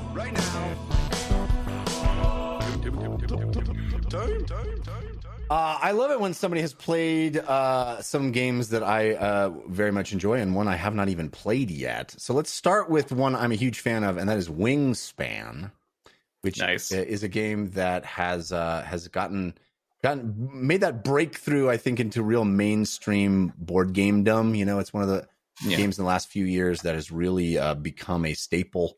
And tell me why you have been playing it, and if you agree it deserves that kind of status. I would say so. I would think so. I haven't had it very long. I've only recently started buying stuff back up again. It's a long story. Same. No, same. The long story is COVID. Yeah. All right. I'll take that. Yeah, we got to the point like we want to start playing more board games again. So I went and I tried to find stuff that would appeal to my wife and my son, because he's now old enough to start getting into these more complex board games. Oh, cool. And my wife loves birds, so Wingspan was a no-brainer. And everybody seemed to like it, so I brought it up. I got it for her, and I like it quite a bit. I think it's good. It's got that slight element of, well, I mean, it's a card game. It's a card game, and I'm a sucker for card games. But I kind of like how you build. I'm sorry. Not necessarily. It's not a deck builder, but you just kind of build this. I'm struggling to think of the term. This well-oiled machine of birds. Oh, bird machine. No, that's the right term. The bird machine. I like it. It's got this weird little. I love the little birdhouse that it comes with that you roll the food dice in, even though it does not fit back in the box when it's time to put it away. Yeah. I hate that, but I love that about it. The art is really pretty. I like the tokens, the little eggs in all the different colors. I'm a sucker for that. It's got purple as a player color. Not a lot of games do that. Not enough, true. anyway. Not enough. Yeah, there's a great app for Wingspan as well. If folks listening want to give it a shot, but it is a theme that I didn't think I would be into. I'm not a huge fan of bird watching or bird varietals. You know, it's not something that I'm drawn to. But the theme is very well executed here, because you actually kind of learn about birds, and how you get to the eggs and have the birds manifest in the game is, it all makes sense. It all is clearer because of the theme, and the game itself, tons of strategy. I love, how you, the pathways to victory in Wingspan. Very strong game. I've actually played it most as an app on Steam. Because of COVID. Because of COVID. Yeah, and it plays pretty well as an app. So if people are interested to check it out, I think it's very inexpensive. I don't have the price here, but I don't think it's nearly as expensive as the physical version is. It was it's not nearly as expensive as the physical version. Yeah. But I think it was on a pretty deep sale not too terribly long ago, and it may do so again. It was certainly available for under 10 at one point. Yeah. And I'm sure that if you wait for a summer sale or an end of year sale, it'll happen again. Very cool. And now I'm very curious to hear you talk about Villainous, which is a board game I've heard a lot about. This is the board game built around the bad guys from all the Disney movies, right? Yep. And it is an asymmetrical card game. So I was sold immediately. Mm-hmm. I like asymmetrical. Everybody's playing their own thing. Depending on which villain you're playing, you have set win conditions, and you'll have to approach the game completely differently, which I absolutely love about it. My son, he just loves the licensing, and that's fine. That's his appeal. It's whatever. Right. But I absolutely love just the sheer variety of ways that you can play. We've picked up a couple of expansions, and some of the villains in these expansions are pretty crazy, pretty wildly different. Okay. I don't know if, one that I play a lot, I'll play Ratigan from The Great Mouse Detective, which I don't anticipate either of you to be familiar with. I definitely am. Are you kidding? Oh, yeah, I'm wonderful. I'm an old, so yeah, I know The Great Mouse Detective. Oh yeah, I don't know that. Is that new? Is that come out this year? I never heard of it. Sorry. I just assume that no one's watched that movie. It's fine. But you end up stockpiling a lot of gears and things to reduce the cost of the big card that you need to shift into a certain place to win the game out. And then you've also got these opposing decks. They call it a fate deck. It's a deck that other players inflict on you, and that's where heroes come in and attempts for other players to keep you from winning that way. And I really like it. I haven't really encountered one that I haven't played a villain that I've hated playing as just yet. There are some that don't necessarily thrill me, but I don't have a ton of complaints about it. I like it. It's an asymmetrical card game. I've said like 8 times, I think, now on this episode that's my jam. So you're playing against other Disney villains, and Yes. what are you attempting to do in the game? It's very the win conditions are totally independent of each other. Oh, interesting. Yeah, That's cool. Like if I play Ratigan, I need to get the mechanical mouse queen into Buckingham Palace at the end the turn with it there. Right. And that's how I win. My son likes to play Scar from the Lion King. He just needs to earn a certain number of like trophies, like defeat a certain number of enemies or something. Not fall off a cliff. That is a huge part of it, yes. Gotcha. No, the win conditions are totally independent. All you can really do to thwart one another is activate those fate decks to bring about the heroes or other things to just kind of get in the way. So you have to kind of pay attention to who is getting close, and then you'll have to dedicate, you may have to get in their way instead of further your own agenda for a turn or two. Cool. I feel like this is the something that Kingdom Hearts fans would really dig. It is that mashup of all these different Disney properties, but all the villains. It's so cool. Yeah. So cool. There's a Marvel variation of it too, but I haven't played that one. Oh, awesome. That is a Disney Villainous, which is a board game that came out in 2018. Speaking of Marvel, Christian, I know you played 5 Minute Marvel recently. Did you enjoy that? It's kind of been a regular here at our house throughout the pandemic. Jeff, you've played 5 Minute Dungeon, yes? Mm-hmm. I'm assuming. Yeah. 5 Minute Dungeon came out, I feel like, forever ago. And at least in my circle, even with friends, and then as friends had kids, kind of took the world by storm because it is an easy to play, frenetic card game where a different style of game. But like Marvel Snap, everyone's playing at once. There's no wait time. There's no, okay, no, wait. Your brother needs to take their turn. You're playing. And so there is and they're 5 minutes, in the name, the game, and you can progress and have it be longer, but each battle is 5 minutes. So it has, again, maybe like Marvel Snap, it is a card game that limits the time in which you're playing and keeps people engaged the whole time. So it's a variation of 5 Minute Dungeon. And the way the games work is you have a boss card or an activity card out that you need to defeat, and it's matching symbols. So on your deck, you're playing in 5 Minute Marvel, you're playing a Squirrel Girl, you have your set of abilities that go with you, and you need to lay down certain abilities to defeat the activity or boss card in front of you. So you got to take down the shield. So you're doing that. Then someone else is going to lay down their power card to create a trap so that Dr. Doom can't do this. But it's all happening kind of in real time as you're trying to create the status condition, I guess, for lack of a better word. It's a cooperative game. So you're all working together for this goal, right? Yes, the bad guy is an NPC. It is the card villain that you are playing against, and everybody is either is a hero trying to take down this boss together, this objective. And then once you clear that, the next boss card is like a mini boss, and then the main boss, and they become harder. And as you discard, as you discard your cards, you don't get them back again until that next 5 minute regroup.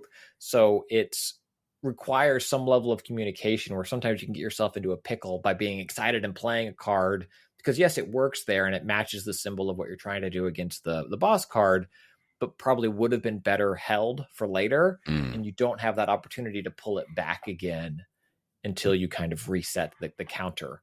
In 5 Minute Marvel, Jarvis is the countdown voice, which is awesome. 5 Minute Dungeon also has great on the apps, great voices, but it's, again, really well done for 5 Minute Marvel. The art is incredible for all of the characters. And my kids love it because it's super fast paced. They're constantly throwing cards down. And while, if you want to min-max it, there probably is a more efficient way to play. But the basic way to play of just symbol matching is very easy to understand. So it's also 5-minute setup. It's not, trust me, we're going to have fun with this game. Yeah. Okay, so you do this, I do this, you do this. You can get into it as quick as you can, probably a game of Uno, all things considered. My only nit for any of these 5-minute games, 5-minute Dungeon, 5-minute Marvel, is that afterward, the cards are all a big mess. And I like to try to put them back in the correct power stack, and everything is shuffled together because you're just slapping cards on top of each other.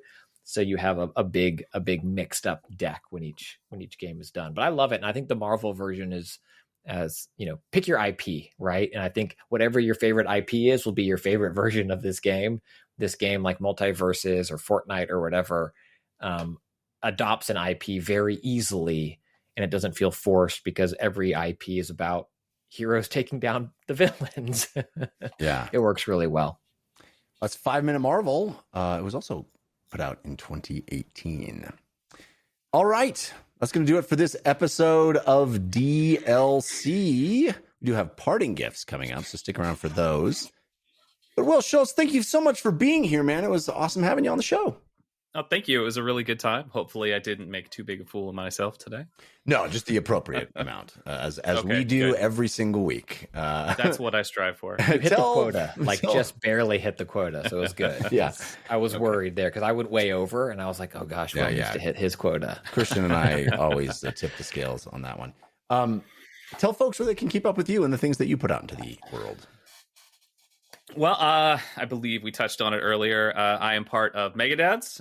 We do stuff over at megadads.org. We've got a YouTube channel we're putting more and more videos out on all the time. Reviews, regular content pieces, lists, all that good stuff.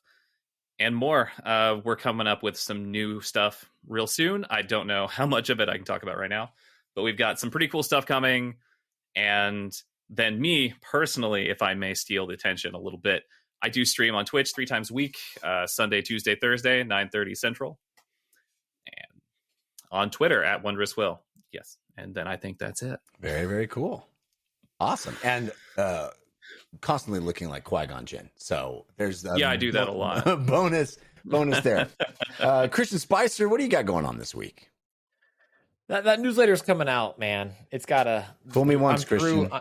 I'm through the thick of it. I see the light at the end of this tunnel that has engulfed me. Newsletter's coming out. I like this Ragnarok stuff. It's about easy mode in games and stuff like that. You can subscribe to that newsletter for free at tinyletter.com/Christian Spicer. It's where I do long form writing about video games, usually 1 or 2 a month. Also, video versions of this show that you are listening to exist over on our Patreon as VODs. This show, paid DLC. You can find all of that at patreon.com/DLC pod. The videos are fun. I throw the trailers up as we're talking about them so you can see video of the games that we're talking about as we do our best to paint that picture in your head. But if you don't want to use your head for that painting of that picture, you can look at it. You can look at that pretty picture. And then Twitter's the best way to kind of keep in touch with other things that are happening here and there. And that is at Spicer, SPICER. I'm also on Twitter. I'm at Jeff Kanata, which is spelled with 2 N's and 1 T. And I have some other shows that you could check out. I'm a sports broadcaster now, ladies and gentlemen. That's right. I work for the Fan Controlled Football League, which is elite athletes. Terrell Owens is in the league.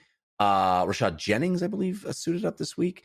It's a wild thing to be a part of. And I am part of the broadcast team, calling games from the booth every Saturday. You can find that at 1 p.m. Eastern, 10 a.m. Pacific. I think that's how numbers work. And that's at twitch.tv/FCF. It's also on NBCLX, Peacock, Fubo TV, DAZN. Check it out. It's super fun. It's like Madden in real life. I also do the Filmcast, which is a movie and TV review podcast. Super fun there. And the We Have Concerns, which is a comedy science show where we talk about fun science stories and give you something to chew on that's interesting, maybe teaches you something, but we make fun of it too. And so you laugh along the way. All right, let's wrap the show up now with our parting gifts. Hey, give us a suggestion of what to do this week. Give us a parting gift. This is your parting gift. Will, do you have a suggestion to help people get through their week?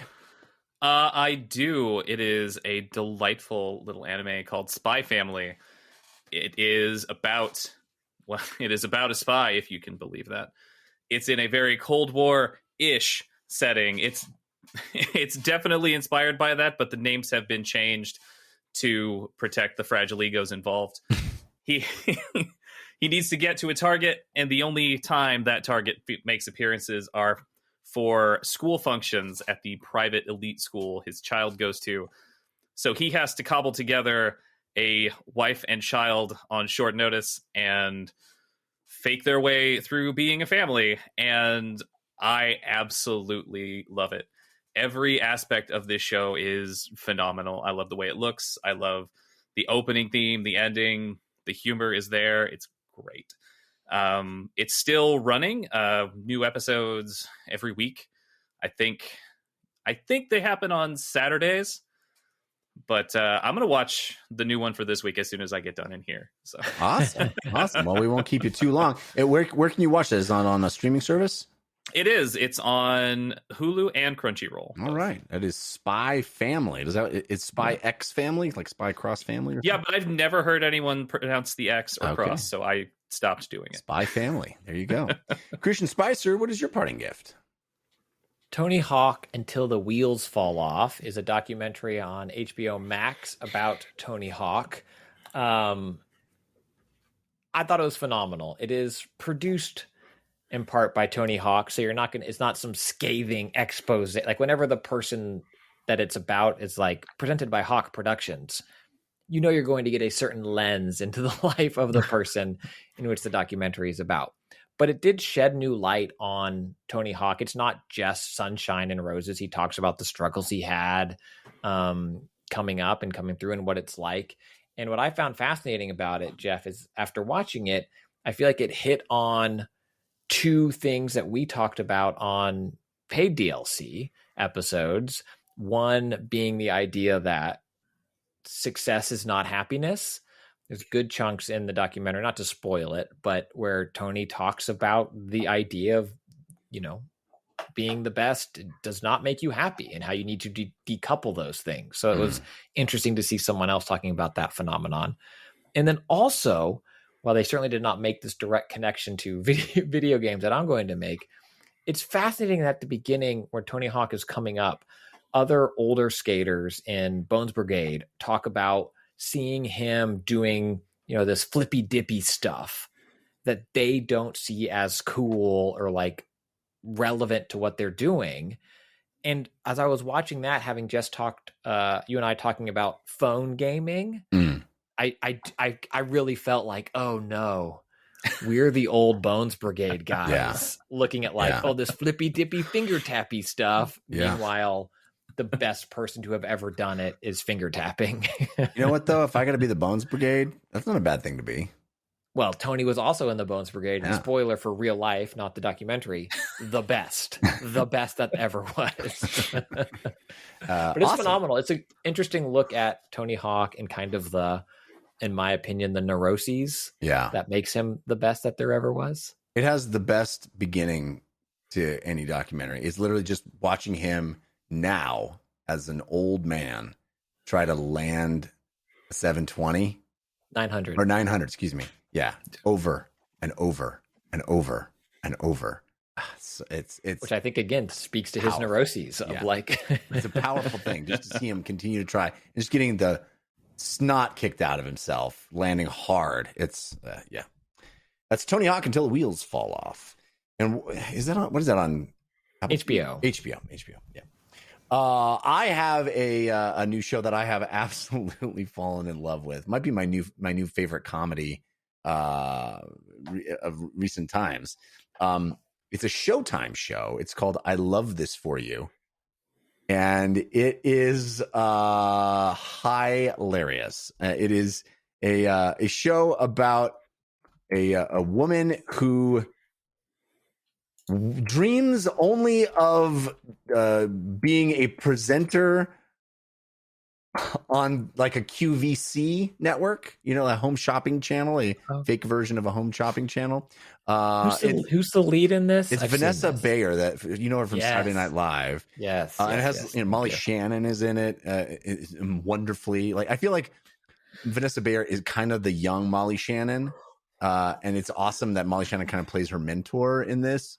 And it's kind of got a dark. There's a dark thread that goes through it as well. I don't want to spoil, but is really interesting. But man, the show is so funny, and I love Vanessa Bayer. She's that woman from Saturday Night Live that's always like smiling a little bit too large, you know, as her heart is breaking, and that is really what the show is her smiling through pain, and it is so funny. It is so funny. So I highly recommend. I love that for you. And it is on Showtime. All right, we got a listener suggested parting gift. And this, I'll be honest with you, folks, this might be my favorite one we've ever gotten. And you'll hear why. This is from Noel Westenberg, who writes, I wanted to offer a parting gift to the listeners of the show. I would like to suggest becoming a patron of the DLC Patreon. I have been a longtime listener of the show, and when the Patreon opened, I was excited to join. I have since found the bonus show to be well worth the subscription cost, in addition to knowing the money is supporting a show I truly enjoy. I think that Jeff and Christian have done an okay job of highlighting the majority of the perks of being a patron, but I wanted to point out two big ones they have overlooked. The first perk is that they go over listener questions every episode of Paid DLC. These questions are typically pulled from the comments posted on the Patreon and range from funny questions like, what are you more scared of, zombies or skeletons? Or serious ones, how did you learn to balance video games and parenthood? Or simply to have an ongoing dialogue with the patrons. I have personally had two of my questions answered, which was worth the price of the membership alone. The second perk is that you get to know Jeff and Christian better. The professional podcaster's exterior that is displayed on DLC is replaced with a more relaxed podcast jazz feel, with Jeff and Christian opening up about their past experiences and personal lives. Topics covered have ranged from parenting advice, existential dread of parting with past life trophies, or stories about the Totally Rad Show. These conversations between two friends have been the midweek pick-me-up I needed. Whether you are a longtime listener who wants to give back for all the years of enjoyment, or someone wishing you could have more DLC to listen to, think about becoming a patron of DLC. I hope we get to the 1,000 mark. Thanks for all you do, Noel. Thanks, Noel. That is very generous and kind. I know it's a bit self-serving as a parting gift, but this is a legit email we got, and I thought, hey, why not feature it? So if you are listening and haven't become a patron yet, want to give it a shot, check it out. Become like Noel. Don't listen to us. Listen to Noel. Patreon.com/DLC pod. And then because you listen to them, you can listen to more of us. Like that's exactly. It's circle of life. Yeah. I do love those Wednesday shows. One, I also love that they said that we were friends. Everybody heard that. So Jeff and I are in fact friends. There's a lot of embellishment in that email, let's be honest. Well, yes, I appreciate if you'd like to have your parting gift read on our show, send it to us, dlcfeedback@gmail.com. And you don't have to be about us. We like hearing about other stuff too. But every once in a while we take we're a little self-serving, and we take the kudos and we read it back to the audience. We appreciate it. Thank you very, very much. All right, that's going to do it for this episode of DLC. Thanks again to Will Schulz and Christian Spicer for hanging out with me. Thanks to our musical contributors, Patrick L., Sean Madigan, and Zero Star for those awesome bumpers. Thanks to our theme song composers, White Cube, which is Jason Sherry and T. Ryan Arnold. Thanks to each and every one of you who listen to the show. And a special thank you to our top Hype Train patrons right now. time to thank our Hype Train patrons. You know who I'm talking about. Patrons like Curtis from Louisville, Kyle Starr, Anthony Goulas, Dan Flanagan, Riley Knox, Rob Rickman, Sasan, Hank Patton, Cheesy Bob, Adam Denby, Scooby Diesel, Victor Valenzuela, Jonathan Talbert, Chris Zacharias, Matt Bradley, Jeff Luxack, Mitchell Ness, Jonathan Putney, Will with 1L Harris, Mark Gowan, Jimmy Radcliffe, Malcolm King, Dan Palmino, Neil Shaw, Ben, Jenny, Nate, Stu Goss, Kevin Brazell, Scott Hughes, Zachary White, Jonathan Spiceman Forever Schlepfer, Yick, Albert of the Stuff and Junk Show podcast, Soren Silk, Spiceman Silencer, Michael Lombardo, Michael Buck, Jackson, Travis, and Michael Stadler, Sleg the Watasha Maheni, Nick Strauss-Klein, Peter Olber, Josh Peak, Jad, Taylor Wiggert, Clifton Satterfield, Jason Novak, Christian Bravery, and Octavian Ritziu. Thank you to all of you. Your generosity is appreciated. All right. Thanks for listening. We'll see you next week. Until then, think about what you put out into the world. Make it a better place.